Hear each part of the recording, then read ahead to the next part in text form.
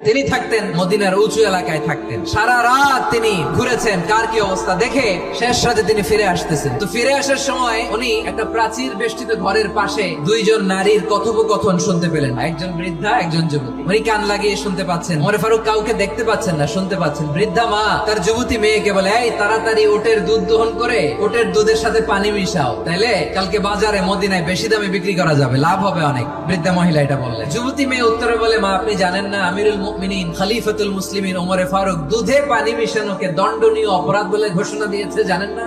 এবার বৃদ্ধা মহিলা বলে, আরে পাগলি, এই ভোর রাতে আমিরুল মুমিনিন ওমর ফারুক আসবে কোত্থেকে? কেউ দেখবে না। আরে কেউ দেখবে না, তাড়াতাড়ি দুধের সাথে পানি মেশাও। এই কথা যখন মা বলেছে, যুবতী মেয়েটা চমৎকার একটা উত্তর দিয়েছে, আপনি ঠিকই বলেছেন, গভীর রাতে ওটের দুধে পানি মিশালে ওমর দেখবে না, কিন্তু মা খেয়াল রাখবেন, ওমর যদি নাও দেখে, ওমরের রব কিন্তু দেখে। চিল্লায় বলেন ঠিক কিনা? দিস ইজ কল্ড তাকওয়া।